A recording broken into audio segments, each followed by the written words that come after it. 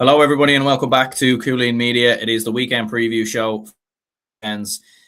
Football League, Hurling League, Ladies Football League action to discuss. I'm joined by Matthew Hurley, the Gaelic Statsman himself. We will have Seamus Brady joining us a little bit later on, I believe. No Liam White today, but it is just myself and Matthew, at least for now anyway, holding the fort and everything else. So, Matthew, I suppose no football this weekend. I mean, there is one game in Division 4 in terms of Waterford and Longford. That game obviously got postponed a couple of weeks ago due to the bad weather. But yeah, main focus on hurling and ladies football this weekend. Yeah, it's an exciting weekend in many ways. Ladies football, obviously, the leagues are starting to take shape in fairness with round 3 and stuff like that. College competitions really taking a hold as well. We know the Fitzgibbon finalist.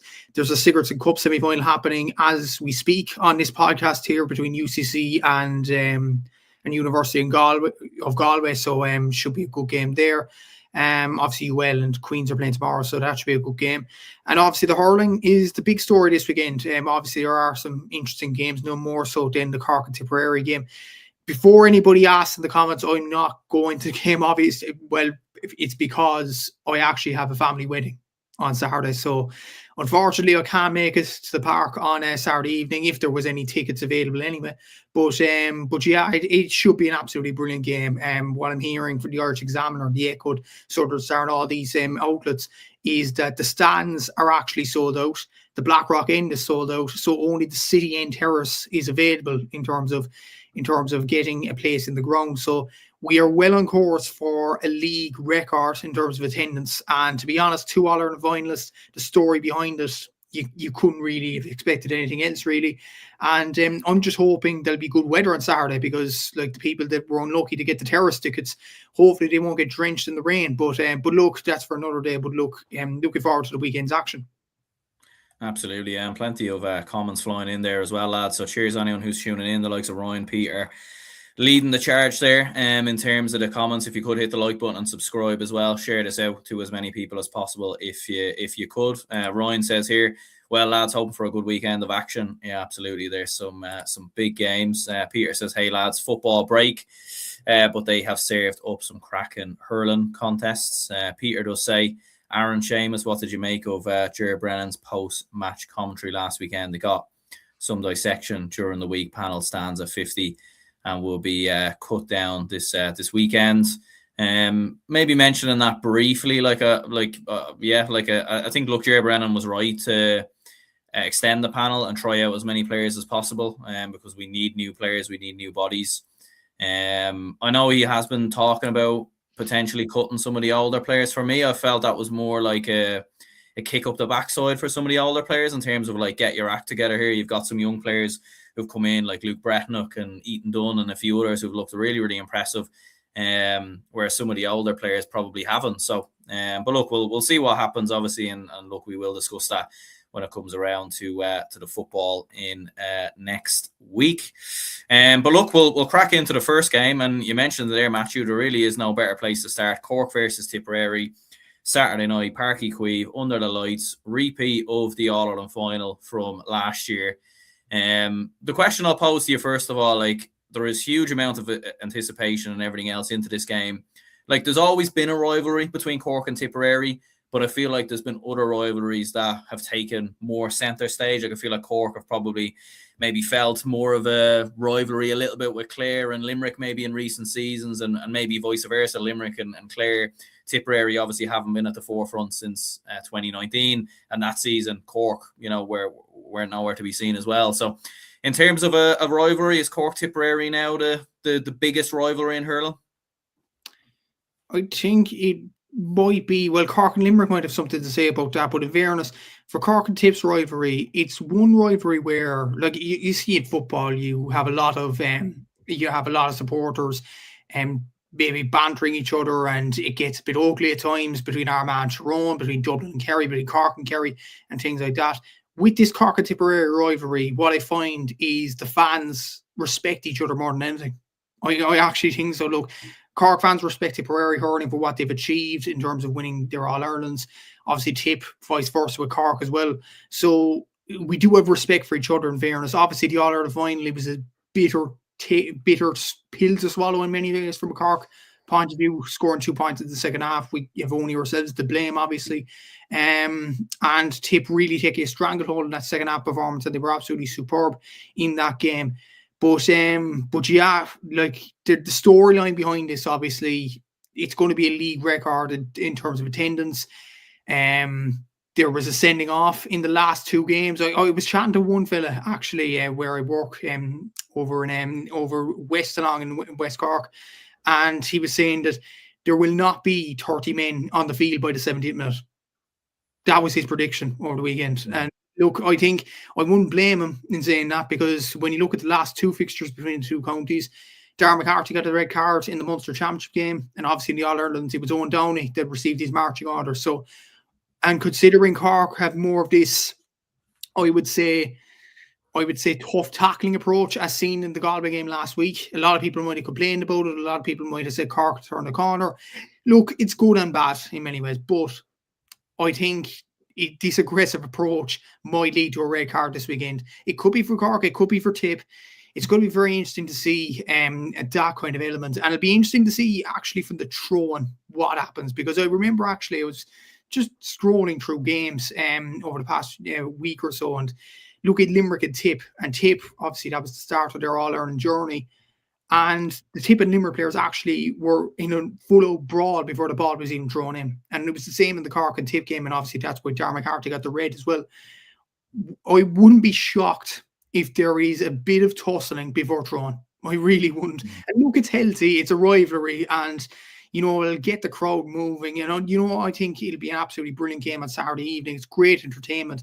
I know the Six Nations is here this weekend, but I think this is what Gaelic Games needs. A game like this, a storyline like this, and I think it's going to be an absolute cracker on Saturday evening. I think Tip are in a good place, and Cork are in a good place as well. For a league game, I know it's February, Aaron, but I'm really looking forward to this clash. It should be absolutely brilliant.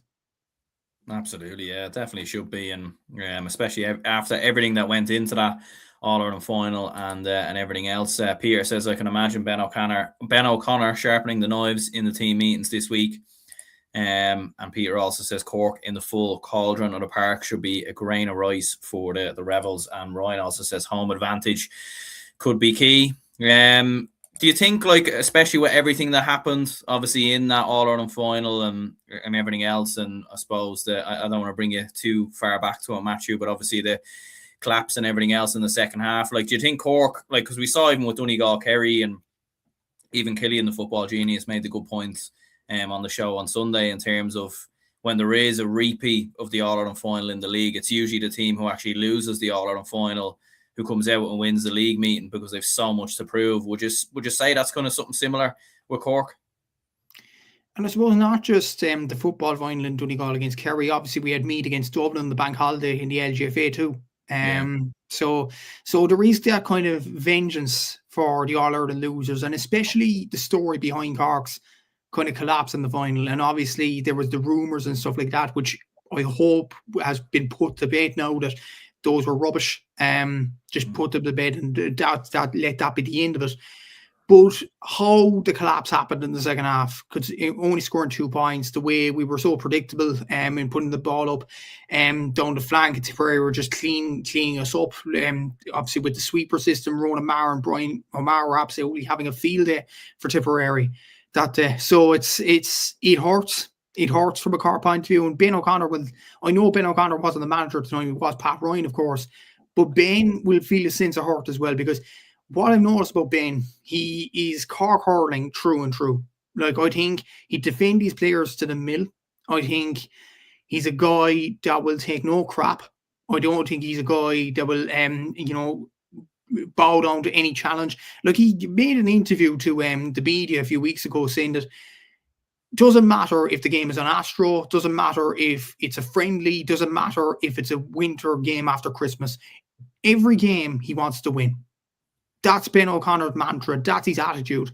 He wants to win every game. And I think, honestly, they would. I know Ben wouldn't have said this in the media, and I don't think he'd want to say it either, just to give stuff away or whatever. But I think he would have earmarked this game. He would have crossed it off in the calendar, and he would have said, this is the game we need to target because of what happened in July. And because of the way, like, a lot of talk was about Tipperary as well and how they recovered from maybe an off season the year previous, and the fact that Cork underperformed in the final. I think Cork have a lot to prove in this game. Do Tip have a lot to prove? I'm not sure. It'll be interesting to see the two lineups as well. Obviously, Cork might go strong. They have gone strong over the last couple of games. Tipperary played Jason Ford against Offaly. They played Darren McCarthy the first day. Of course, Darren McCarthy played in the Fitzgibbon during the week for UL. So will he be having another game? I'm not sure. Well, the thing is, the Fitzgibbon final is actually Friday week. So he might even play Darren McCarthy. Oisin O'Donoghue the same. So it's going to be very interesting to see the team lineups from a Tipperary point of view and a Cork point of view too. And as I said, just the aggression as well. Given what happened in July, I think Cork, there's a case to be said that Cork might be more up for it. But Tipperary will be up for it as well. They'd want to prove that they were worthy All-Ireland champions. I'm sure people realise that, but they'd want to prove that in Páirc Uí Chaoimh, going down to Cork, going down to the Cauldron, as the comments suggested there, and showing why they're All-Ireland champions. So it's going to be interesting on so many levels in terms of this as well. And obviously, there are some key elements. Obviously, who will take the frees for Cork? Cork have taken 11 frees in the first two games. Alan Connolly's taken 8 of them, but he's only scored 4. I think that's kind of a concern. Obviously, these early days, and I have to stress that. But without Hoggy in the team, you need a consistent free taker. And I thought, honestly, it would be Darragh Fitzgibbon this year. Alan Connolly's taken up the mantra. Fair play to him, but he needs to improve on his free taking if Cork are to go the full way and win the All-Ireland. The Tip have a settled free taker. Whether it's Jason Ford, whether it's Darragh McCarthy, they're settled. Like, they know who's taking the frees. From a Cork point of view, there's the unknown factor. And a bit of maybe a concern for Cork as well, the turnovers. Like against Waterford were very, very close. I think they were only 2 turnovers off, and Waterford got hammered in that game, obviously, the first day out. Galway had way more turnovers than Cork. I think they had 9 more turnovers in the second round of games, and I think that's quite a concerning thing from a Cork point of view. Obviously, from a Tipperary standpoint, against Galway performed. We have to stress Galway performed very well in the first 2 games, and they provided big tests to Cork and Tipperary, so that has to be taken into account too. But Tipperary didn't have a test in the second game against Offaly, so how will they approach this game? It's going to be very, very interesting to see. So yeah, it's a lot of angles to this, a lot of storylines, and it should be a good watch. And yeah, I'd be very interested to see the Cork aggression, the Cork free taker, and above all else as well, the Cork turnover rate, because it wasn't great in the first 2 games. Will it improve for this game? We'll have to see.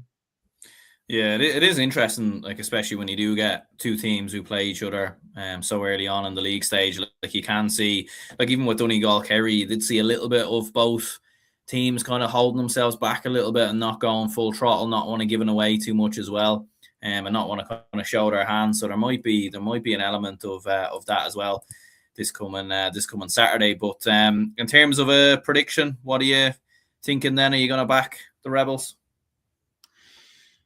Well, I haven't backed the Rebels. I didn't back them last week, obviously, against Galway, because I thought Galway would win the game, and so it was very close. Like, Galway performed very well. I think just with the revenge on their minds, because I think they probably need to win this more, I'm going to say Cork to edge this one by about 2-3 points, but it'll be very, very tight to call. But I hope both sides put out their first teams, and we'll have to see if they can win this game, but I'm going to go for Cork. Absolutely, yeah. Do you know what? I think I'll go for Cork as well. I think I'll go with a 5-point win. I do agree with you as well. I think they've so much to right that was wrong from that, from that summer defeat in the All-Ireland final, whereas Tipperary probably don't have as much to prove. And I think as well, Cork's depth in terms of their squad. Even you could argue in terms of when it comes to summertime, who's the better team, but I do think Cork probably have a bit more depth, especially at this time of the year as well. In terms of rotation, Denise says here, or Dennis says, great podcast, lads. Yeah, thanks very much, Dennis. Peter says, Galway, in fairness, through everything at Cork and Tip. On Clitter here, tuning in, says, well, lads, sorry I can't be with you, buzzing for this game, because remember the final, Cork had hammered Tip, and I'm going to shade it to Cork. Yeah, it seems like most people are shading it towards Cork, and me and Matthew both agree with you there. Limerick Kilkenny taking place in the Gaelic Ground Sunday, 3:45. this is an interesting one, really, because like I was expecting Limerick at the start of the league to come out all guns blazing, a bit like Cork, to be honest with you, when they played Waterford, because of how last season ended, like losing to Dublin. They've obviously shuffled the backroom team once again, like with Caroline Currid coming in and a few others, coming back into the squad, or back into the kind of backroom team. And then on the opening day versus Waterford, look, obviously Waterford had so much to prove, and fair play to Waterford. Like, it was a top class performance from their perspective, and take nothing away from them. But there's a bit of pressure on Limerick and John Coyley, is there? Because, you know, they don't seem to be getting much right all of a sudden, when for so long they were getting so much right. And it was striking, maybe, John Coyley's post-match interview afterwards, saying that they were outfought. That was the quote going on around during the week. And to be honest, I thought they were outfought against Dublin as well when they all went out of the championship. Look, I was at that game in Croke Park, and I've never seen a Limerick team so... Dublin deserved a win, no doubt about it, that day, but I never seen a Limerick team so slow to the first ball. I never seen a Limerick team that had a touch so off. I never seen a Limerick team that were just flat on their feet. And I just wonder, has time caught up with them? It might be, I might be way off on this now, but I just wonder, has time caught up with this Limerick team, considering what happened last year, and considering what happened in the Waterford game, and considering John Coyley's comments. Obviously, there are other players there as well. Adam English, he's injured for this game. He didn't play for well at the Fitzgibbon Cup, which is a massive blow to them. I think he was the guy that was making the tick against Dublin. I think he was the best player on the pitch from a Limerick point of view by a mile against the Dubs last year. Shane O'Brien, I don't know what's his story. He didn't play for Mary I during the week in the Fitzgibbon Cup. Does he have an injury? If he does, that's another concern from a Limerick point of view. Obviously, Aidan O'Connor, who did well enough for UL during the week, will he get a little bit of game time during the weekend? It'll be very interesting to see. Garrett Haggerty there as well. So yeah, it's a lot of moving parts from a Limerick point of view. But Kilkenny are nearly the same. Are they in transition? Because obviously Hugh Lawler has gone abroad, Billy Ryan's gone abroad. They really aged Offaly. When you look at the way Tipperary hammers that Offaly team in Tullamore, it was a bit of a poor showing from a Kilkenny point of view on the first day out. So I think both sides have a point to prove in this one. Probably more so Limerick, considering they lost the first game. So it's going to be an interesting game to see. But I wonder, have this Limerick team lost their edge? Like, I know John Coyley mentioned that they were outfought, and do those comments have a bit of a resemblance to them? Look, Limerick players have to respond to that this weekend. They really do. But it's going to be very interesting to see how that response all goes down. Yeah, and I suppose for Kilkenny, it's kind of hard to judge where they're at going into this, because on the opening day versus Offaly, you know, like they weren't absolutely brilliant. You know, it wasn't kind of vintage Kilkenny, you would say. Like they probably slogged their way through Offaly a little bit, and then obviously weren't playing last week as well. So they're kind of a hard one to judge. So where do you think they're at going into this? It is a very hard one to judge, and obviously they only slightly got through that Offaly game at home as well in Nolan Park, which was quite concerning. So yeah, it's very, very hard to know where they're at. Obviously, I'd imagine TJ is still going to take a break. It's going to be very hard to see what Kilkenny team will actually turn up in this game, and what players they will show at this juncture as well. Do they care much about the league? But the thing is, like, it's the same as Kerry maybe in the football to a certain extent, that Kilkenny are not going to get as big a test in Leinster as, say, Tipperary, Cork, Limerick are, and Munster and Clare are going to get in Munster. So it's just puzzling to see. I know Kilkenny have had players move abroad or whatever, but it's puzzling to see why they can't go at the league rather than like other Munster teams. So yeah, it's going to be interesting to see how Kilkenny approach this game. Judging by what they've done against Offaly in the first round, I don't think they're going to approach this with I suppose a vengeance. The Cork and Tipperary are going to go gung ho, I'd imagine, on Saturday. I don't think these two are quite at it just yet. So this again, Aaron, it could be the game to kickstart both sides' seasons. So yeah, it's going to be interesting enough to see. But yeah, it's hard enough to judge Kilkenny at this early stage, especially with the two players gone, and obviously TJ taking a break. Yeah, like in terms of a prediction, I'll go first on this one. I'm actually going to go for a draw here, to be honest with you, because I think there will be a response from Limerick. I think there has to be honest. I feel like there's almost maybe not the same level of pressure on them as there was with Waterford last week. But I think if they were to lose this, considering most people like that I've seen and listened to, and obviously on our own show as well, have backed Limerick to win this league, and to lose the opening 2 games, I think you'd have to say they can turn it around in terms of winning it. But and look, I don't think they'll get relegated or anything like that, but they're up against it all of a sudden. And at the same time, I do expect Kilkenny to give a good showing as well. So I'm going to go for a draw. But what are you thinking? I'm probably going to edge the Limerick, because I think the comments that John Cúilín made were damning, I suppose, to the Limerick players, and I think they'd want a response after those as well. I seen a tweet earlier from Conor McKenna. I don't know if this accurate or not. It looks false, to be honest, but I don't know if it's true. If it is true, it's worrying from a Limerick point of view. They've won 4 out of their last 14 competitive games. Apparently, that's according to Conor McKenna. I'm not sure is that true. Maybe somebody in the comments might elaborate on that, but yeah, it's if that is the stat indeed, that's concerning from a Limerick point of view. I think they'd want to change that this weekend sooner rather than later, because if the negativity keeps on rolling, then what Limerick team will show up in the championship? So I think they need to get off the mark, and they need to get off the mark right now. And I think they will this weekend. I think Limerick will win this by about 4 points. Interesting stuff, yeah. Peter says here Limerick by 2, and Ryan disagrees. Kilkenny by 2. Peter says predicting a poor game. Yeah, like I've got a feeling it might be a bit of a slog as well, to be honest with you. Especially with it does feel like probably matters more to Limerick at this stage. I think Kilkenny could lose, not that they would want to lose this game, but I think they could lose this game at the Gaelic grounds, and it wouldn't be it wouldn't be a big deal necessarily for Kilkenny. But if Limerick were to lose, I do think the jury would be out on them a little bit. You've got Waterford versus Offaly then in Walsh Park on Sunday, 1:45. As we were mentioning there, like a massive win for Waterford last week versus Limerick, which very much started their season.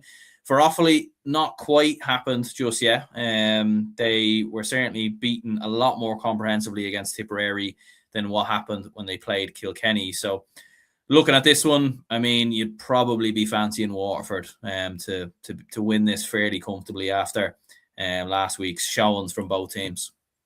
Yeah, I think Waterford will win this game. And look, Offaly, it's a shame on them. They've had a lot of players missing. Obviously, Adam Screeney would have played during the week for UL. I know we'll talk about the Fitzgibbon later, but he was absolutely superb for UL last night. Absolutely brilliant. And he has shown his potential, no doubt about it. Charlie Mitchell's a huge loss for Offaly. I know he's had problems behind the scenes and things like that. I do know that for a fact.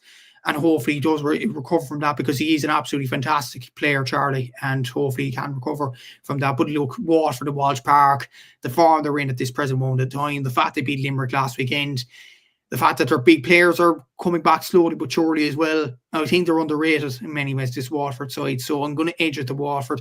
Well, not edge it. I think Waterford win this pretty comfortably. I'm going to go for Waterford by 8.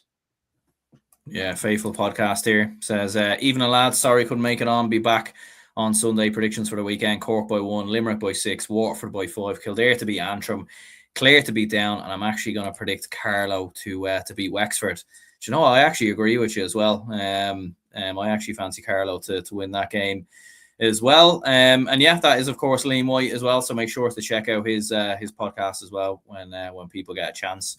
And we will see him all on Sunday. Peter says bad day at the office last week for Offaly. They are struggling badly, says Peter here as well. Peter also says, I heard Charlie Mitchell might be in real bother. Best wishes to him. Yeah, I think everyone here at Cúilín Media sends our regards and wishes for Charlie Mitchell to make a speedy recovery in regards to that. Ryan says, can see nothing but a Waterford win. Waterford by 9, says Ryan, whereas Peter says Waterford by 10. Yeah, I think I agree as well. I think it will be a fairly comfortable win for Waterford, in all honesty there. We were mentioning Wexford versus Carlow, and we'll move on to Division 1B. Liam reckons Carlow might get over the line. I reckon Carlow might get over the line as well. But would you be agreeing with the shock, or do you think it will go to plan and Wexford will make it 3 wins from 3? It's a shame we don't have the team sheets right now, Aaron, because I would give you a prediction that I would be sure about if the Wexford team was released by now. But I don't know, has it been released? Have the main players come back in there? Obviously, the first 2 games against Antrim and against Down, they were very, very lucky to get over the line. And 2 sides, Antrim and Down, I think will struggle in Division 1B as well. So from Wexford point of view, they've won the both games, but very, very unconvincing. And I wouldn't be too positive about the Wexford performances in the first 2 games. But having said that, you look at Wexford's team. Lee Chin wasn't there. Jack O'Connor wasn't there. Plenty of other players. Obviously, Rory O'Connor's taken the year out, so that's a huge miss for them. It was mostly youngsters. The likes of Simon Roach. Would Simon Roach be a youngster? Well, he'd be a player on the fringes anyway. He was taking the freeze. You've the likes of Jack Redmond and all these players. They're exciting players, but these players haven't played together much before this year. And you have to take that into account as well. You might say just without looking at those teams that was a disgraceful performance from Wexford point of view, but you have to go in deep and look at those facts as well. If they play, look, I'll do an ultimatum. If they play their big players, if they play their big players and play them out on the pitch for the first time this weekend, I think Wexford will win this game. But if they play the same team that they've done over the last 2 weeks, I'm going to say Carlow. Look, it's that kind of thing, but yeah, it's going to be a tight game either way. Carlow are a decent side themselves. Marty Kavanagh, obviously Chris Nolan, like they have some fantastic players, individual quality there as well. And they will give bloody Wexford's nose, there's no doubt about that. But I honestly think, for a prediction, Aaron, it depends what team Wexford puts out. Genuinely, that's my onus on that game. Yeah, like I suppose it's one like it for me. Like there's 2 reasons. I think the first reason is, yeah, as you said, with Wexford, they've looked very sluggish so far. Like, don't get me wrong, they've won 2 games, so they'll absolutely take it. They obviously have been missing players. There's no question in regards to that. But also as well, when you look at Carlow, like they have been building very, very nicely over the last kind of couple of seasons. And like we all remember the draw with Kilkenny in Leinster a couple of years ago. They were obviously unlucky in some ways in the Joe McDonagh in terms of how everything kind of went last year. But with players like Chris Nolan and Marty Kavanagh, like they're very, very dangerous. And I feel like they've been knocking on the door of a big scalp in a while. And look, would this be as big of a scalp maybe as what, as maybe beating a Kilkenny or a Galway? Absolutely not. But you do feel like Carlow have been building a little bit towards a bit of a potential shock. Yeah, maybe so. And they have been doing well over the last few years with the Joe McDonagh Cup, and I thought they were very unlucky last year, obviously, losing to Kildare and drawing with a last-minute goal by James Duggan to Laois. That was a real kick in the teeth from Carlow's point of view. And as well as that, they were close enough to promotion last year as well. That there was one stage of the season where they were a win against Dublin, I'm sure, away from being in the top 2, I think it was. Obviously, they lost that game in part, but they were very competitive in that game, in fairness. So yeah, I think Carlow, there's a lot of positivity in fairness, and they have shown it over the last few seasons. But yeah, it honestly depends what team Wexford puts out. If they put out a weakened side, which they've done over the last 2 games, they'll lose this one. But if they put out a strengthened side, I think they'll have too much for Carlow ultimately in this game. And they need results to catch up with the likes of Clare and to catch up with the likes of Dublin. If they were to drop points against Carlow, I think that'll be their league season over already. So there might be a bit more of a want from Wexford point of view to get over the line. Yeah, Ryan says Wexford just about scrapping through the division. Peter says Wexford, the Jekyll and Hyde, and also on live support. Yeah, the poor Wexford are getting quite the slack in the comments here. Peter says gonna go for Carlow rising by 2, and Ryan also says here Carlow footballers and hurlers on the rise. Yeah, it's been a very, very good start for Carlow in both codes. To be fair, good time to be a Carlow supporter for sure. So I'm going with a Carlow win. Matthew is going, you're going with a Wexford win, kind of, until you see the team? Yeah, exactly. And we have Kildare versus Antrim then taking place at St. Conleth's Park in Newbridge at 2 p.m. I did see Kildare in the flesh up close versus the Dubs on Saturday night, and like it's like you never want to be too critical of a team. And look, Kildare have made tremendous progress in terms of getting up to getting up to Division 1B, playing in the Leinster Championship and everything else.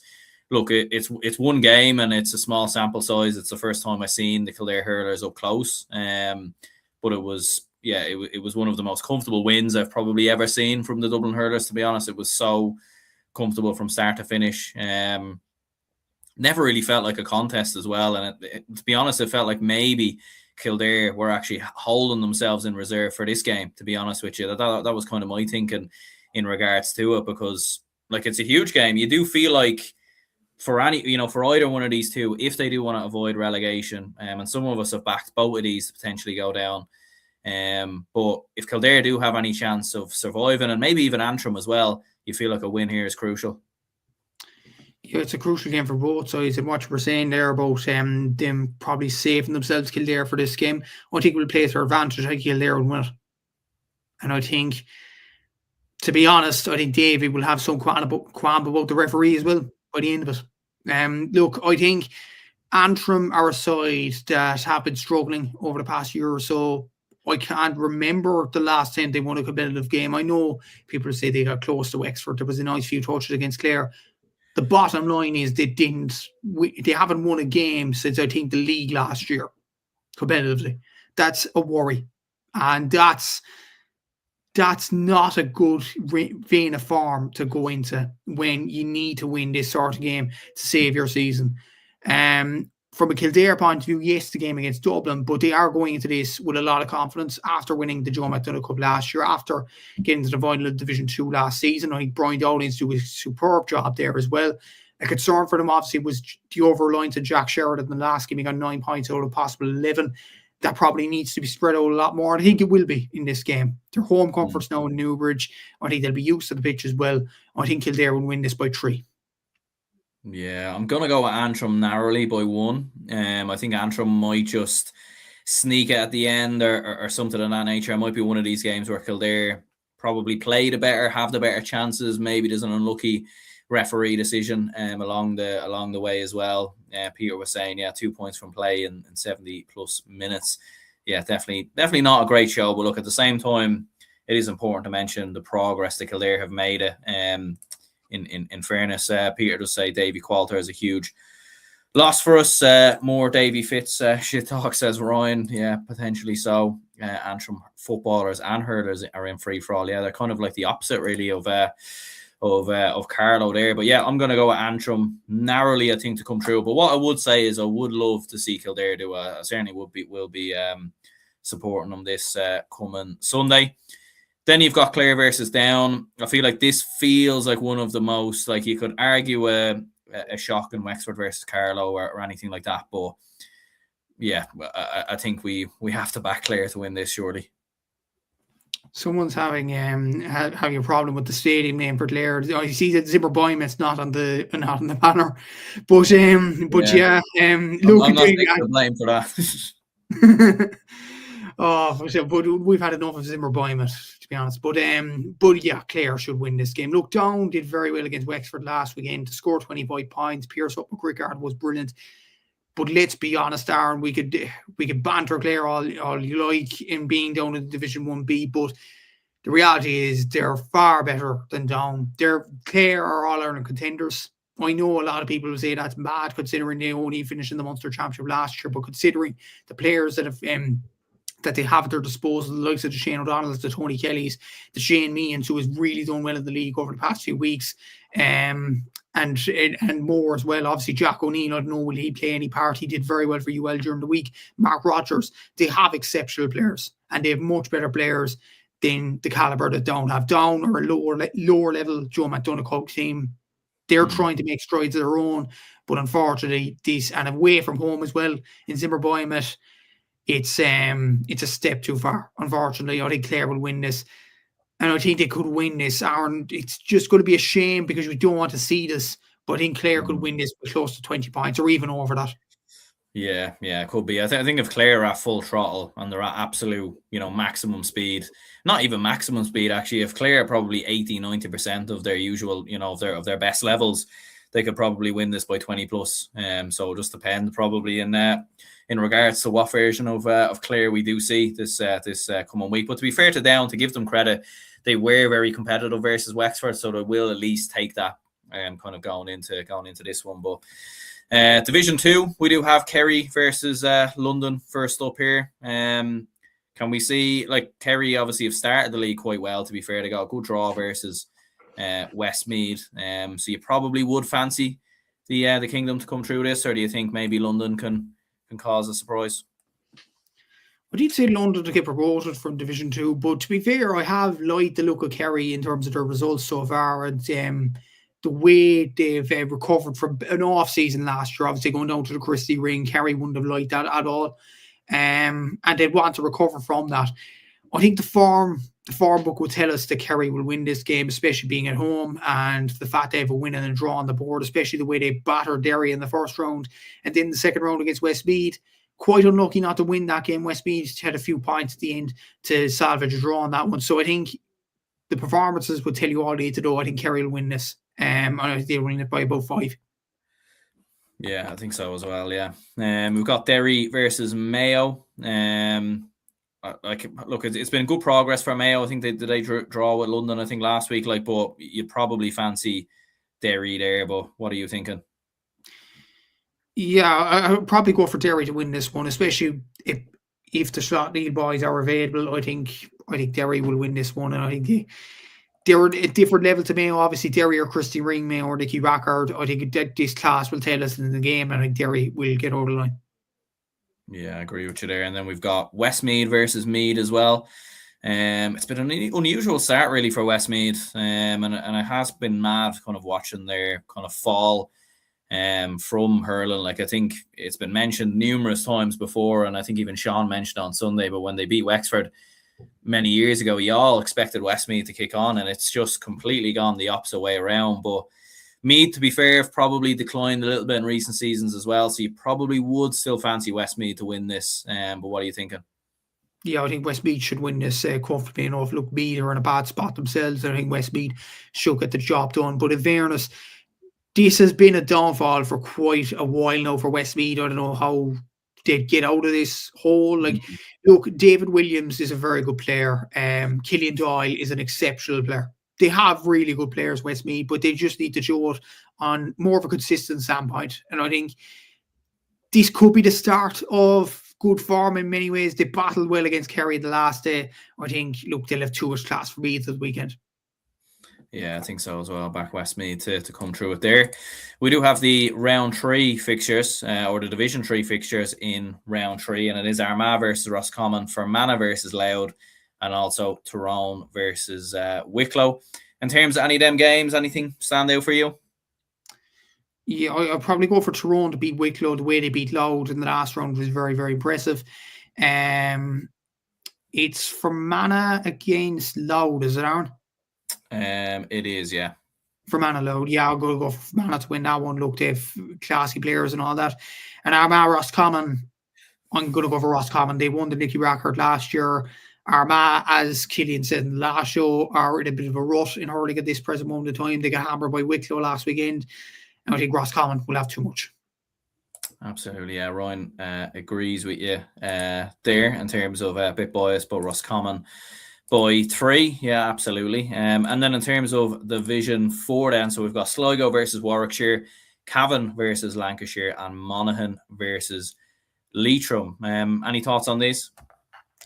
Yeah, I think Sligo and Cavan should win comfortably enough. The game between Leitrim and Monaghan is going to be very interesting. They're 2 evenly matched sides. I'm going to go for Leitrim to edge it.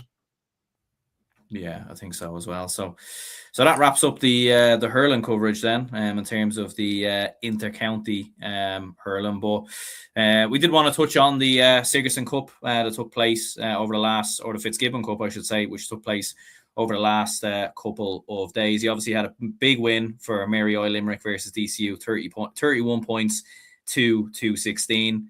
And then you had UL, who got the better of University of Galway as well. And I think everybody's seen some of the clips that went around of Adam Screeney and some of his absolute wonder points that he was scoring. But yeah, your thoughts on both of those two games, and who would you be backing now going into the final?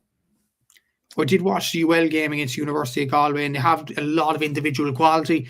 The one thing from a UL point of view that I think they'll be disappointed in was maybe their shooting, and maybe, I suppose as well,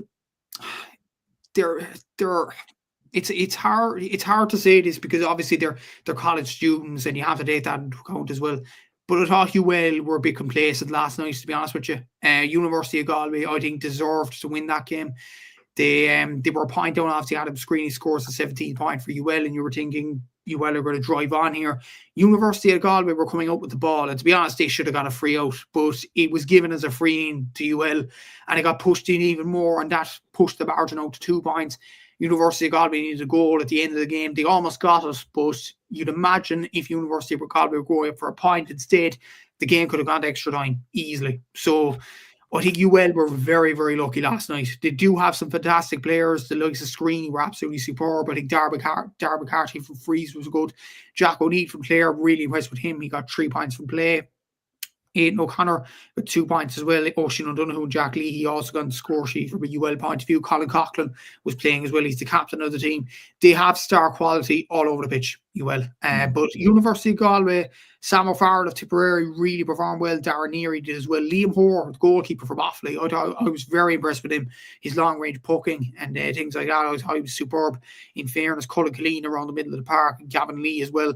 Very impressed with some of the University of Galway players. But ultimately, it is a Limerick derby in the final. Mary I Limerick getting over the line, obviously, after extra time. But worth noting from a Mary I point of view, Adam Hogan of Clare and Shane O'Brien of Limerick weren't starting for Mary I last night for one reason or another. I'm not exactly sure what was the situations there.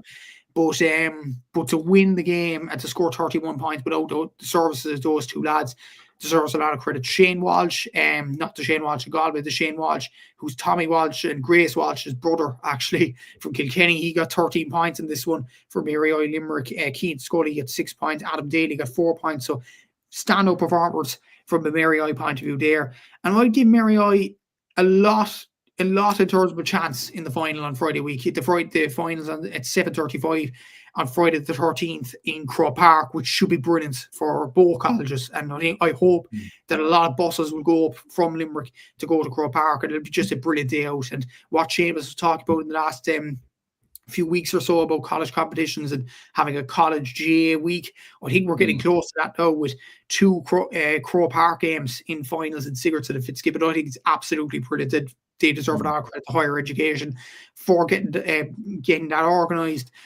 But the last 2 finals between Mary I and UL, actually, a weird stat, I actually looked it up last night. Mary I have won both. So they have that advantage. I think they have probably more of an onus on UL to win the finals. I think UL, the thing is, UL have a lot of quality, but they need to prove it on a consistent standpoint that they need to prove it by performing as a team. That's the thing from a UL point of view. Whereas Mary I think, are a close-knit bunch. They're a brilliant group as well. And as well as that, they're a small enough college, Mary I. They are. They're very tight-knit. The players would know each other in terms of like the accommodation would be very, very close around that area of near Duradoyle and Limerick. It'd be very, very close. Whereas UL is a huge college. Absolutely huge. And the players would be kind of spread out wherever they would be. I think that will play an advantage to Mary I going to the final. I think UL, with the quality that they have, surely they win the final. But then again, considering their team chemistry, I wouldn't be shocked if Mary I pull it off. Yeah, absolutely. Especially after such a convincing win versus DCU as well. Like, it was fairly dominant.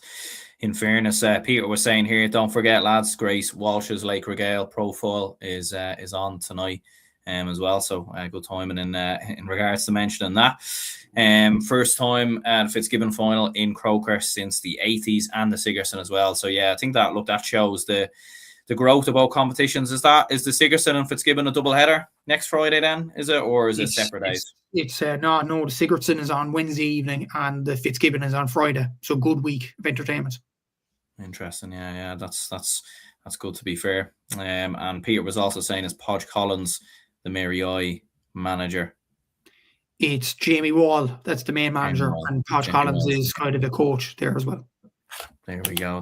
Yeah, we'll definitely be keeping an eye in regards to both of those finals. And there is obviously some Sigerson Cup action on at the moment as well. So we won't go into that in too much detail without any results being done and dusted. But in terms of the Harty Cup, we did have Nina CBS, who beat St. Flannan's College Ennis in the 2026 final a couple of days ago as well. So massive result there for Nina CBS, and you've obviously put some scores and everything else up on your own Instagram as well, so make sure to check that out. But yeah, any thoughts or what were your opinions in regards to that? Yeah, it was an interesting campaign for Nina CBS in many ways, because it was their second Harty Cup win in 3 seasons, and congratulations all involved. Owen Dowan, I think is how you pronounce your name. I might have butchered that now, but he was a star of the campaign for Nina CBS, so I thought he was absolutely superb in this campaign. He actually ended up as the top scorer with 4 goals and 63 points in the competition, 3 goals and 21 coming from play as well. And just for context as well, the Nina CBS top scorer in their last Harty Cup win in 2024 was none other than Dar McCarthy, the Tipperary brilliant performer in the All-Ireland final last year. And 2 years later, it's this guy, Owen Dowan. So possibly a star for the future. We'll have to see it over the next few weeks or so. Like, he is a very, very talented player in many ways, and you had some brilliant scores in that final as well, the likes of Austin Duff, Joe Dwyer, Patrick Hassett. So really well won from Nina CBS point of view. From St. Flannan's, Harry Doherty was very good. Darbat Labara proved to be a very good player, scoring for play as well. So look, they have a lot of potential, and they probably will do well with Clare underage teams in the next few years. But Nina will eye up the All-Ireland now. It is a big achievement to win the All-Ireland if they manage to do so. And I believe those finals, the schools finals, have replaced the club finals on St. Patrick's Day. So I think it's absolutely brilliant in terms of promoting schools, GA, in terms of having the finals up in Croke Park as well, and brilliant for the students themselves. So look, it's a brilliant combination, and congratulations to Nina and all involved there. And just to mention as well, the Ashburn Cup final, the Camogie college competition, actually is going to take place at the weekend this Sunday between UCC and UCD. The defending champions UL are out of the competition after losing to UCC during the week. Good performance from a UCC point of view. Sophie Pembroke scored 6 points. Niamh McNabola scored 5 points. UCC beat UL 17 points to 112 in the game. Sarah O'Brien was very good with 2 points as well in this game. UL may have not done the 3 in a row in this competition, but there is one player, I think one player off the top of my memory, but there could be more, that is aiming for 3 in a row in Ashburn Cups. One of them, the UCC defender Claire Kingston, she won the UL with UL, the Ashburn Cup in 2 years in a row, in 2024 and 2025. She's now studying in UCC and potentially going to win a 3 in a row in Ashburn Cup. So nice record to have for Claire there, and hopefully from her point of view that UCC go on and win the final. UCD will be a very tough opponent though. They beat DCU in the semi-final during the week, 111 to 110. Amy Kerry getting 7 points, Emma Moore getting 1-1. To my knowledge, both of them are Dublin players in the Camogie standpoint as well, so I think they'd be exciting players in the future from a Dublin point of view. Sarah Keogh scored 2 points as well. And interesting that Peter mentioned Grace Walsh at the Laker Gale. I don't know what's the situation here, but she was playing for UCD in the semi-final over the week, and she will be playing on Sunday as well. I thought, like, she retired from Kilkenny, so I don't know what course exactly she's doing in UCD, but quite interesting. But she was playing the defensive line, so very interesting to see that as well. But it will be an interesting final. UCD last won the Ashburn Cup, I think, in 2008, if my notes are correct. I think they did anyway. And UCC last won it in 2003 and looking for their 33rd triumph. So yeah, it's going to be a very interesting final to see. I think UCC might have the edge in this final, but there's going to be new champions, Aaron. It's going to be an exciting final. That final is on Sunday at 4 p.m. in DCU, as far as I know. So a very good game, I'm sure, to watch on Sunday. Yeah, absolutely. It is a great time of the year. There's so much happening between the the college competitions, you have the inter-county as well. Like there is so much happening, and it's brilliant to be covering it, to be fair. We'll move on then to the Ladies Football League, and we will discuss first of all Waterford versus Dublin, first of all, taking place on Saturday, 2:45. It's been an unusual start for Dublin, beaten quite comfortably versus Meath, beaten quite comfortably versus Kerry as well. Did watch the game on Monday as well, and it was a very flat performance by Dublin, it must be said. Look, we are missing players, and we are waiting on some players to come back. Like that does obviously have to be mentioned and factor in. But look, the story has to belong to Waterford as well, because after beating Kerry, like they'll absolutely be fancying their chances. And geez, that'd be some going in the space of a week if Waterford can take out both Kerry and Dublin. Like what a weekend that could be for Waterford football. Not only that, Aaron, in round one, they absolutely hammered Armagh as well. This Waterford team is coming. I think I predicted them to finish third on the Cúilín Media predictions video. To be fair to Liam, he did predict Waterford to be in the league final. I'm starting to agree with him slowly but surely. This Waterford team is full of stars, and they're starting to realise their potential right now. Chloe Fennell's been brilliant over the last few weeks. I think Breed McMaw was superb against Kerry, scoring 1-4 from play. Obviously, Laura McGregor is a goal threat in this Waterford team as well. So they have some serious players. Karen McGrath in defence as well. They have some absolutely superb players. And Tomas McIntyre is doing his absolutely superb job there from a Waterford point of view. And I think they'll win this weekend. I think the form is there from a Waterford point of view. I think the confidence is there. The players are performing well. I think they will beat Dublin. And as well as that, with Dublin, from my standpoint, I wouldn't panic too much from a Dublin point of view. Carter Rose still to come back into the team. I don't think Kate Sullivan's played in the first two games either. You have a lot of players to come back into the team. This is what Dublin do across the league over the last few years. Their heavy hitters come in later on in the campaign just to get ready for championship, and they'll do enough to stay up at Division 1, which I think isn't the bad strategy, to be fair, because you're being overlooked in many ways in the championship. But Waterford are the form team at this present moment in time, and especially at home, I think Waterford will win this one. And I think they could win it quite comfortably. They did well against Kerry to win that one by 4 points. They beat Armagh comfortably. I think they could beat Dublin by a similar enough margin this weekend. Yeah, Ryan says here, could Dubs be going down? Yeah, that's the story of my life at the moment, Ryan, unfortunately. Could be getting relegated from both codes, potentially. So yeah, it's not been a great start really as a Dublin fan in 2026, to be fair, but there we go. Peter does say, think Dubs will have a tough trip to Waterford. Yeah, absolutely. Like, are Waterford All-Ireland contenders, do you think? Like, if they go and beat Dublin, and then they, I know it's the league and everything else, and obviously, look, Dublin haven't had their best players yet, and, like, obviously with Kerry and Armagh, you'd expect them to kind of regroup and come back as well. But, like, if Waterford go and beat Dublin, like, do you think that's a bit of a marker in terms of Waterford, that they could be serious contenders for a crack at an All-Ireland this year? I wouldn't say it's a marker, because Dublin are playing kind of a weakened side. You have to take that into account as well. The fact that Edie's only the league, and you've seen in teams down through the years. Armagh had an excellent league campaign a few years ago, had an excellent league campaign actually last year, and got knocked out of the championship by Kildare. The league really isn't a clear barometer on where the team is going. I honestly think Aaron Waterford are All-Ireland contenders already, no matter what they do this weekend, or no matter what they do in the league. They have fantastic players. They have a well-thought-out structure. They have a brilliant coach. They have a brilliant background team. They have a togetherness. They seem to be happy playing with each other as well. They seem to be enjoying. Like, I've seen the interview Breed McMaud actually did with TG Carr the other day, and the smile on her face, I couldn't get over it. Like, it looks like the players are enjoying their football more than anything, which is a real, real positive from a Waterford point of view. And when you look at the sides there, Galway had a defeat against Cork the other day in the league. They were one of my All-Ireland picks, to be honest with you, at the start of the year. Dublin, Kerry, you don't know about them. Will they go gung-ho this year? Armagh need the Mackins in the team. There's no doubt about that. Cork were a bit off it just yet. I think genuinely this Waterford team look in serious fettle to go on and win the All-Ireland. Look, I don't think it's set in stone that they do it. They had a lot of potential last year. Then Galway kind of whipped them to the side last year. May I add, that was a very good Galway team in the quarterfinals last year and really pushed Dublin all the way. But Waterford might have learned a bit from that quarterfinal too. And I think that will push them potentially to go on an All-Ireland run. I think it's a really successful season for Waterford and a really progressive season will be to reach an All-Ireland semi-final, potentially a final. If Waterford could do that, I think that'd be absolutely brilliant. Yeah, absolutely. And you're backing Waterford to win this game. I don't want to back it, but I think, to be fair, with the players that Dublin are missing and how good Waterford have looked, I think it does.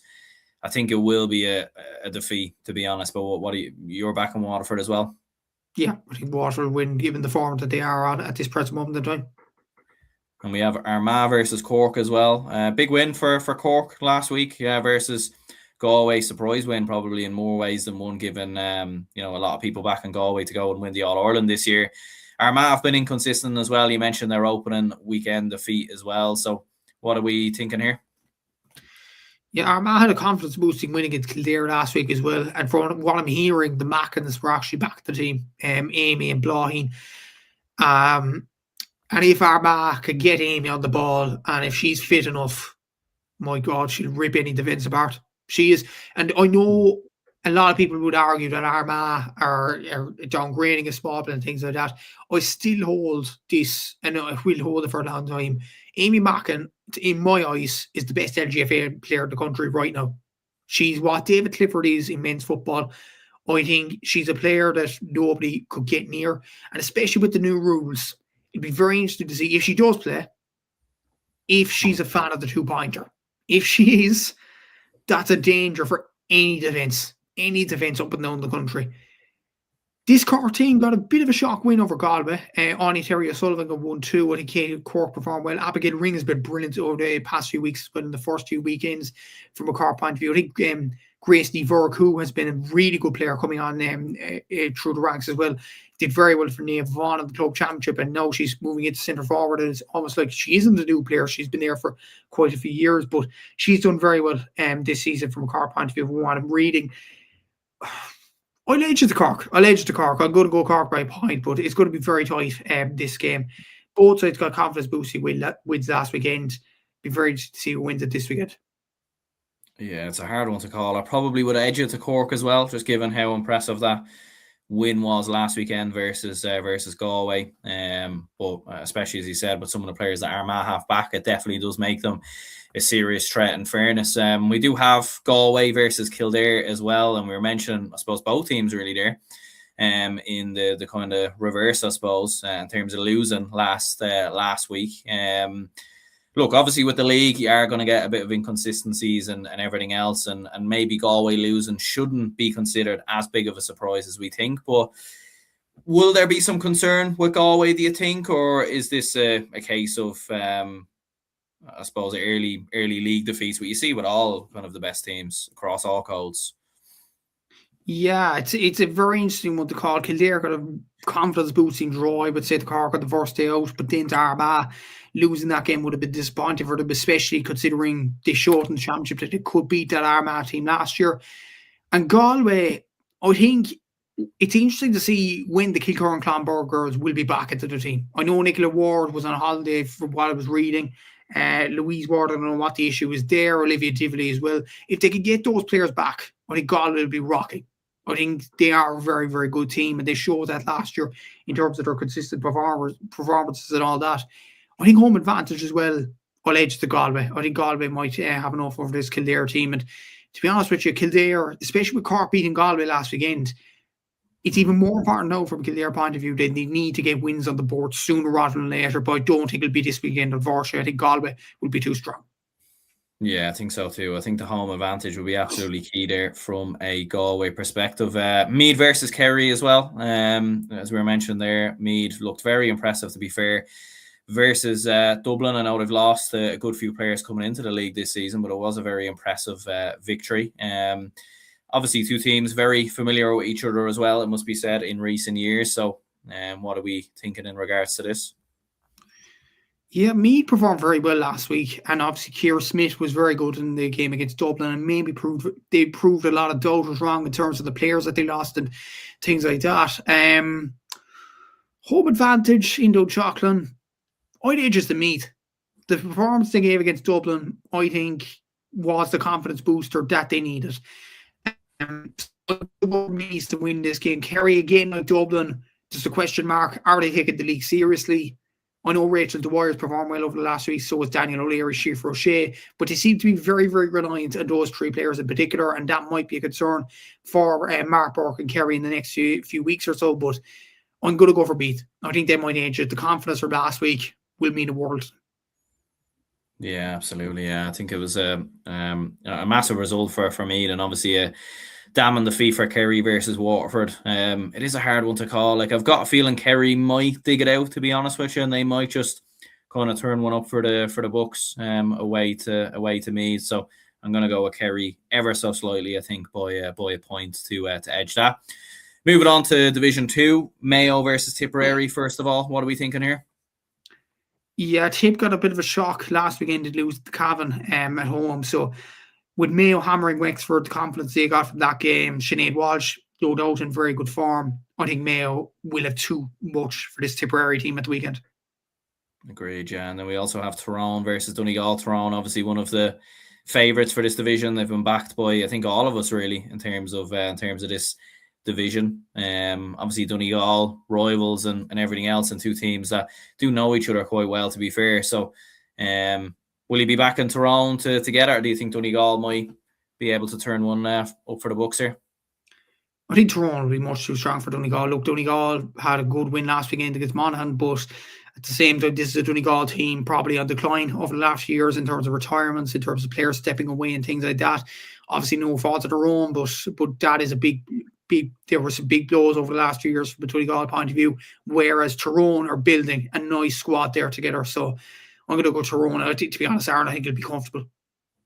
Yeah, I think so too. I think Tyrone have looked very, very strong so far at the start of the league, and I agree with you there. I think they'll be far too strong for Donegal in terms of this one. We do have Cavan versus Wexford as well in Division 2. What's your prediction here? Yeah, it's I'm gonna go for Cavan. Wexford, they don't seem to be up at the level of Division 2, considering like both these teams were promoted for Division 3 last year, and they produced an exciting league final last year, which Cavan came up on top of. The win against Tipperary last weekend will give Cavan a lot of confidence, and I think they'll beat Wexford this weekend. Yeah, we've got Monaghan versus Westmeath to finish up Division 2. This should be an interesting one as well, in fairness. Yeah, and considering the thing is, like, Monaghan or Westmeath scored 6 goals against Tyrone last week and still lost, which was nuts. I've never seen a score like that. They scored 6 goals and 6 points and still lost the game. How lucky can you get? I know Anna Jones was superb in that game, and Sarah Dillon has been very good for Westmeath over the last few seasons. Surely they get a win this weekend. I think they'll beat Monaghan. Yeah, is that a record maybe for a team to have scored 6 goals and lost? I'm not too sure if that's ever happened before.